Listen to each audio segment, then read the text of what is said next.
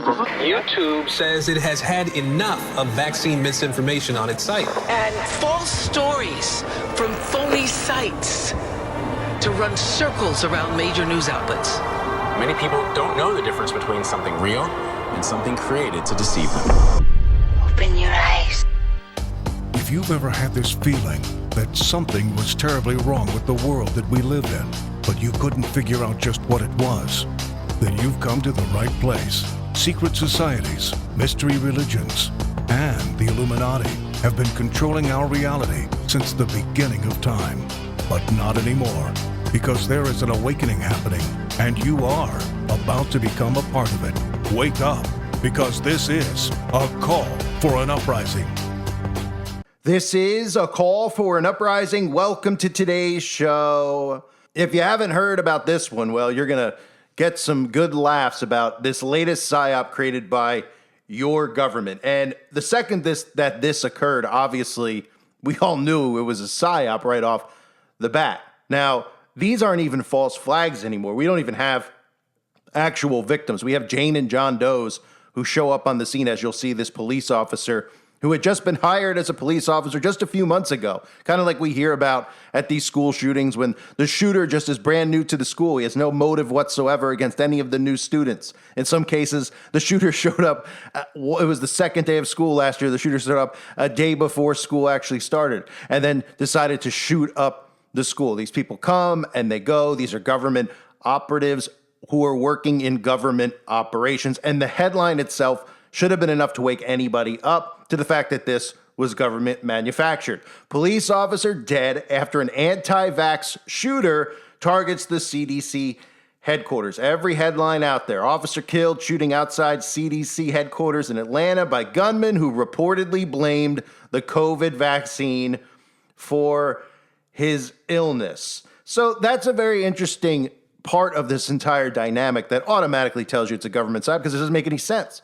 The guy blamed the COVID vaccine for the illnesses that he had, but he was an anti-vaxxer. It's a bit of an oxymoron because if you're an anti-vaxxer, then you're not taking the vaccine, right? And the other thing you could tie into it is that the gunman ended up in a CVS, of all places, a pharmacy, and ended up shooting himself and taking his own life. Was it worth it? He was targeting the CDC. He ends up shooting a cop who has nothing to do with the CDC and then ends up shooting himself. Yeah, it sounds like a great motive. A real positive way to go out in a blaze of glory. I mean, this is an absolute dud of a flop as far as the psyop goes. They call the guy a deranged suspect. And of course, they put words like deranged in when they're talking about anti-vax. These are all little bullet points they put in to plant seeds in people's minds of what the new terrorist looks like in the United States of America. Anti-science, anti-vax, anti-government. You are now considered deranged in America. And of course, we know one of the tie-ins to this will be misinformation and how misinformation can be deadly. We need stronger trust in science to prevent real tragedies like this one, don't we? Because, of course, that's what the narrative will be, that this guy convinced himself and had mental health problems because he was reading conspiracy theories online.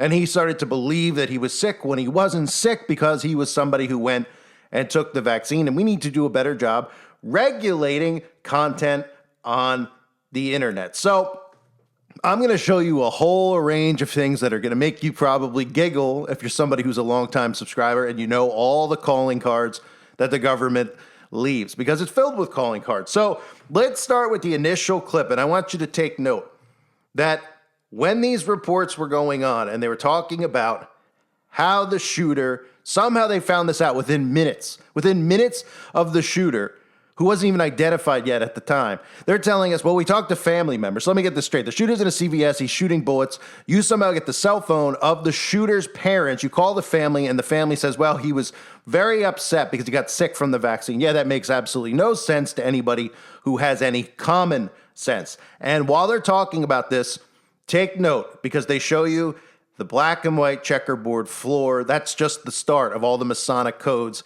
in this story. But they went out of their way on all the news stations, all the anchors made sure they were standing right next to the black and white checkerboard floor. You can't make this up. It is so easy to see for those with actual discernment. Take a look. A new reporting from John Miller.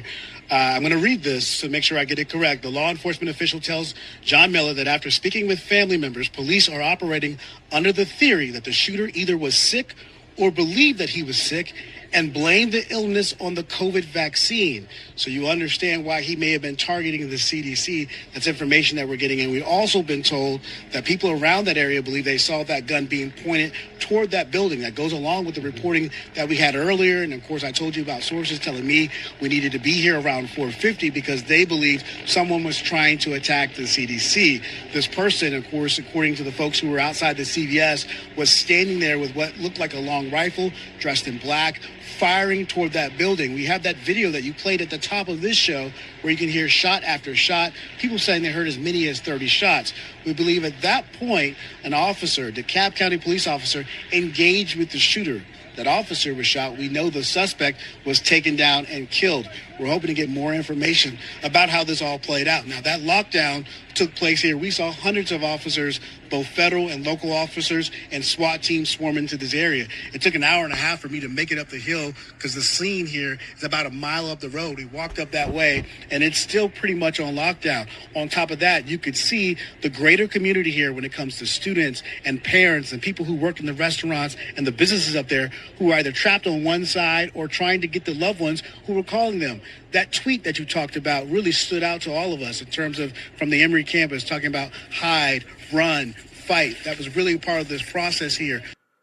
So you see the black and white checkerboard, obviously referencing Freemasonry. Every Freemason lodge has a black and white checkerboard floor for anybody who is new to all of this stuff. They are the ones, the deceivers, the ones who are bringing in order out of chaos. They are the ones involved in all these psychological operations. All these members of the CIA, the FBI, they are all members of secret fraternal organizations, whether they go through Ivy League schools like Yale and Skull and Bones, or they go to another Ivy League school like Princeton or Stanford. These schools all have secret societies. These secret societies' core basic principles all go through Freemasonry. So they're all trained in Freemasonry. They're all members of the same fraternal order. Now, we take that and we turn to the actual cop who was supposedly shot. There's a lot of things that you're going to take out of this. Of course, you know, by seeing the cop who was shot, they like to let you know that it was a white male who shot a black cop, because that obviously ties into their race war and their constant race baiting.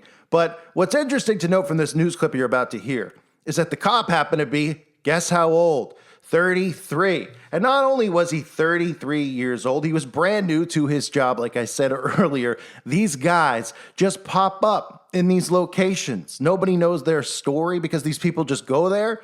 They're part of these active shooter drills, and then they disappear and they're moved to a different location, and you would never remember the face of the person because they don't become famous enough for you to ever see them walking the streets and being able to identify them because you don't know who they are. They're Jane and John Doe's, just like all the parents at Sandy Hook, who we saw there, but we also saw playing multiple roles, right? Who's ever going to forget some of the guys at Sandy Hook, right?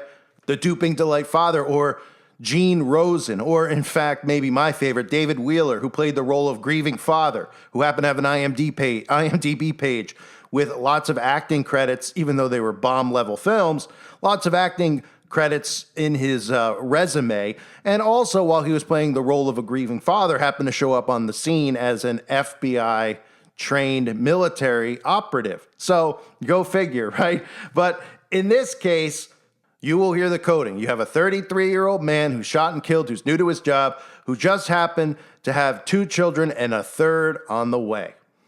Authorities are now saying that 33-year-old DeKalb County police officer David Rose was shot while responding to the scene, and he has tragically passed away. He was the father of 2 young children with a third on the way, and he had only been a police officer since March of this year. Authorities say that the suspect is a white male who was known to them, and they haven't ruled out that this shooting was targeted. So you have your black and white Masonic checkerboard floor, your Masonic checkerboard duality, as above, so below, that we saw deliberately put in place during those news clips. And then, of course, you get your 33 coding, which is to be found at every single government operation. There's always a 33, whether it's an address or the age of the shooter. And in this case, not only do we get his age at 33, but we get a third child on the way, so we get 33-3. And of course, if you don't know why 33 is so significant to the occult, again, it references the age that Jesus Christ was crucified at the age of 33. It also represents 1/3 of the fallen angels, which would be 33.3.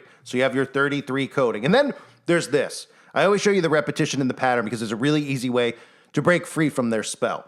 And one of the ways to do that is to look at these stories when they happen and look at the local affiliate news because they use the same script. So if they use the same script, it tells you that the script was written and then it was fed to these people in real time because they're on the scene and they're all talking about the same exact thing. And one of the things they want you to hear, which I think is going to be a new code that we're going to be seeing over and over again in these active shooter drills, which are really active shooter drills. They're drills carried out by the CIA, is run, hide, fight. Now, you might remember they made a terrible film. Well, I didn't see it, but it looked absolutely comical, called Run, Hide, Fight, about school shootings and how to stand up to the school shooters, right? This is going to be another thing I think we start to hear more and more of in the news. This is a mind control tactic. Of course, we know predictive programming with run, hide, fight, and I expect to hear this over and over. But you'll hear it now over and over because all these local news stations all wanted to let you know about the post from Emory University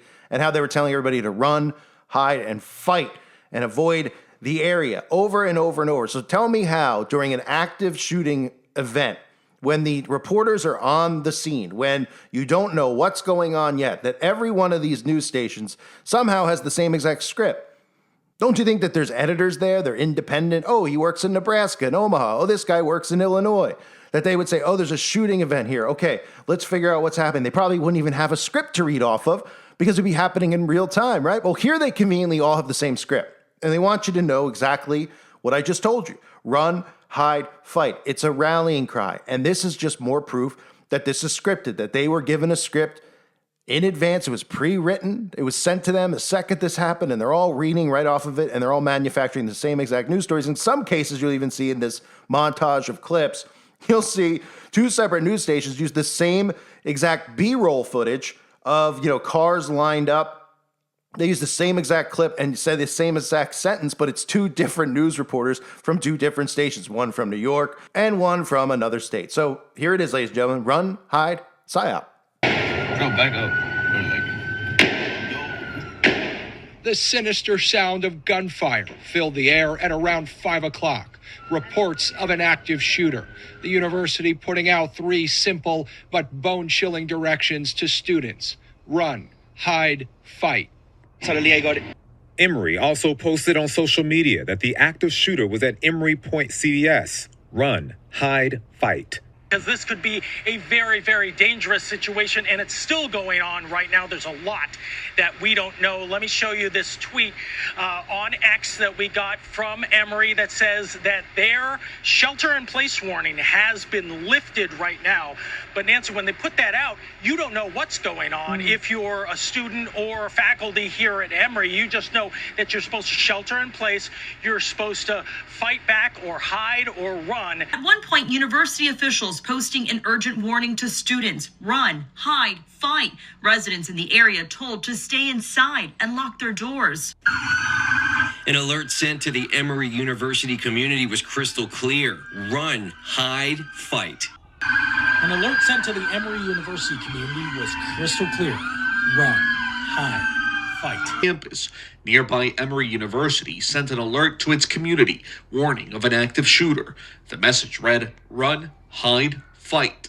So again, run, hide, fight. They really wanted you to hear that. I think it's going to be a new rallying cry in these false flags or psychological operation events that actually occur. These are calling cards that the government's leaving, giving you scripted news ahead of time. Nobody thinking and asking questions as to why all these local news stations are saying the same exact thing. Why are they all emphasizing on this tweet? Why are they showing you this tweet? Why are they all saying it in real time where supposedly there was still a drill going on, wink, wink, or an actual event going on? That's because it's manufactured. It's manufactured news. The news is fake. It's manufactured. They create these events, whether there's actual victims, where sometimes there are Manchurian candidates who carry out actual shootings, and there are victims who die in false flag operations, or just psychological operations, where you hear gunshots, some Jane or John Doe disappears that you never knew, who was new to his job, And the people around the scene, as you'll hear momentarily, who can't even get their story straight, of saying, well, we didn't really hear gunshots. We thought we heard a hammer. Oh, wait, it was gunshots.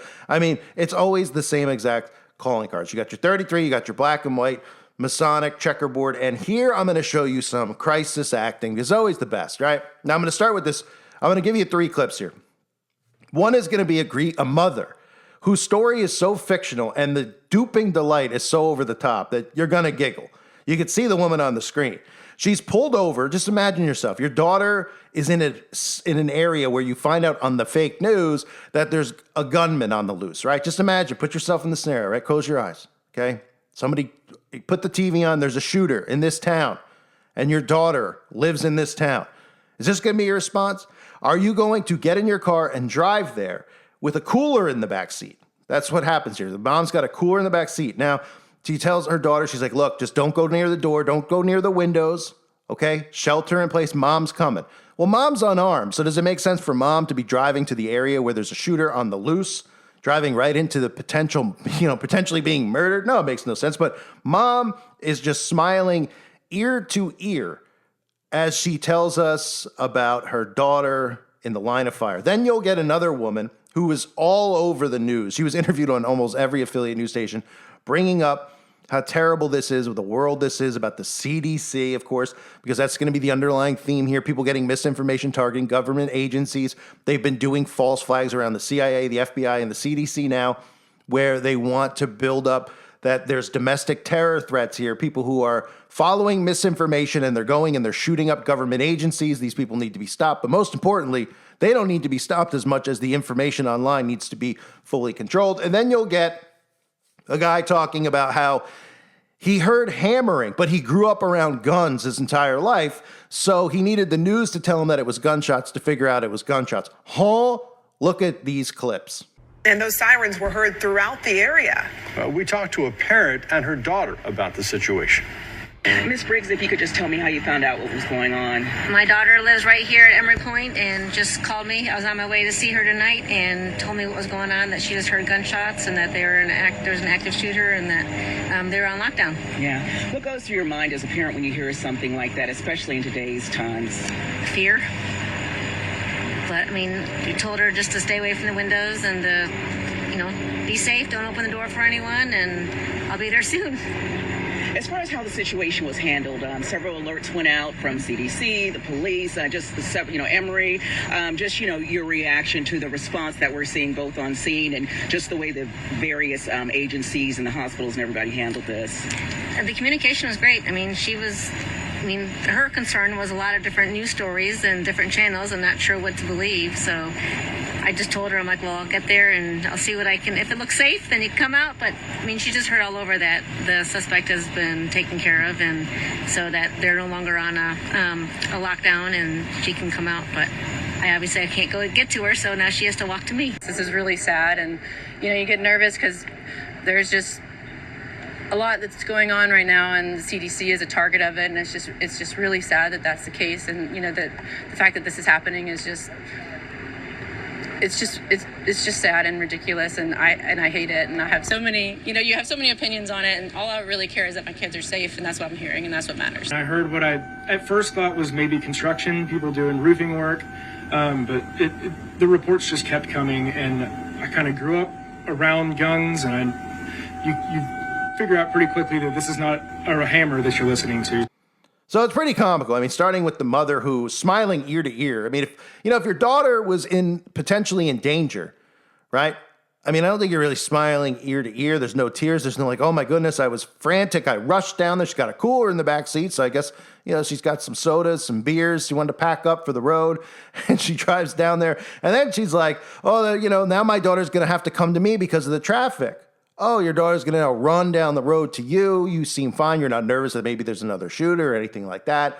None of it makes sense because they're not supposed to make sense. They put these Eastern Star witches, these Freemasonic actors in place, Dee Millay, Job's daughters, Rainbow Girls, and they, of course, play their role. They don't really know how to act. They're trained to do this stuff, and they're obviously, when you're in these secret societies, you take an oath, and in that oath, you do what you are told, and these people, of course, believe that it's for the betterment of society, that they make good men better. These are all the mottos that these secret societies have. And one of the things they think that'll make society better, of course, is to remove the guns from society. But they're not going to be able to remove guns from everyone's home. They know this. So they at very least want to get these red flag laws in place, which are going to be, it's going to be something that's accepted because the majority of people will go, well, okay, these people have mental health problems. They're just going to label people like me and you as people with mental health problems. We're pushing misinformation because we're talking about, the government doing bad things, poisoning people.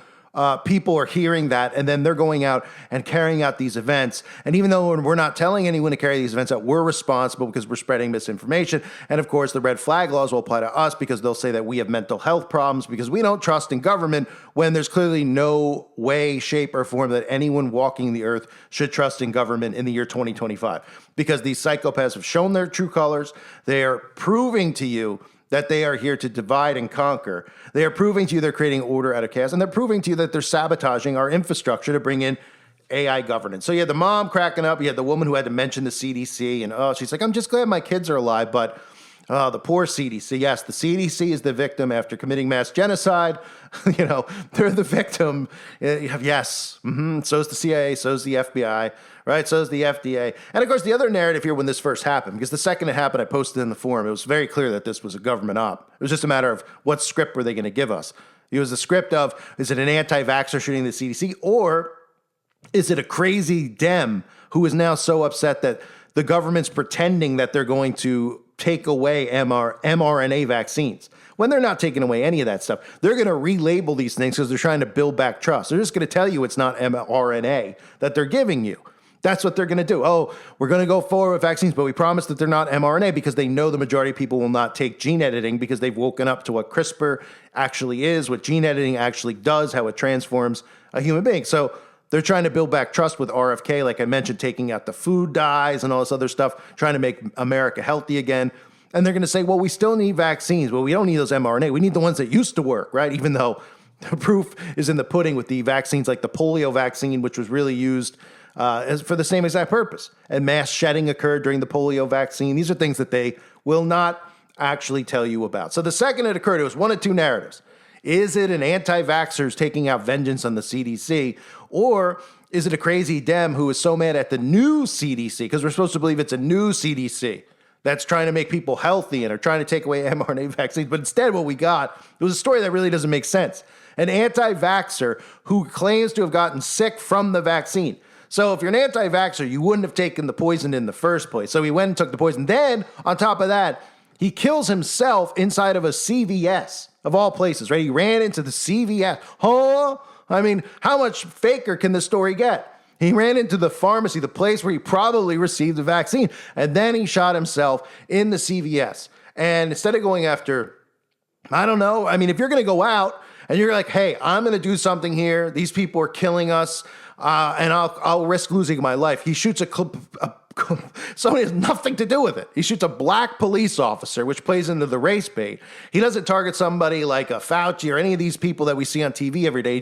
He just shoots a random police officer, right? Shoots windows. He has no real plan. And then he's like, I'll risk my life for it, and I'll shoot myself in the head inside of CVS. Meanwhile, all the news anchors are revealing the story while there's black and white Masonic checkerboards behind them that they're deliberately showing you, the calling card of the Freemasons. We have a dead officer who's black at the age of 33, who has a third child on the way, who just showed up at the job the last couple of months. They couldn't have been assigned to do this so that they could say, well, we didn't really know much about him. He was new to the force. So probably, we wouldn't know if, he was alive or dead or anything else because nobody really knows who he is. He's like a Jane John Doe, right?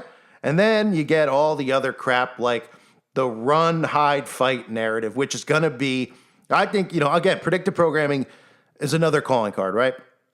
I think this run, hide, fight thing is going to be mentioned more and more in school shootings, in active shooter drills and events. I think this is just a basic mind control tactic that they're going to use for empowerment. Stand up. We get these shooters. We could stand up against these government-created shooter drills that they run. And then every news station's giving you the same script all in real time, right? Oh, is that organic? Did every one of those guys, news anchors, just say, hey, let's go to the even though we're telling everyone that the goal was to shoot the CDC, let's go to the college, university, who, is tweeting out the script from a movie called Run, Hide, Fight and empowering people to run, hide, fight. We're all just going to say it on the air while this is actually occurring and there's boots on the ground, right? Then you get the mom who's smiling ear to ear. I don't know if I've seen somebody smiling so much when her daughter is supposedly in the line of fire and she's like, just stay away from the windows. Just stay away from the windows. Mom's on the way, got the cooler in the trunk, all right? And then mom gets there. Mom's like, I'm in traffic. Why don't you just come run down the street to me?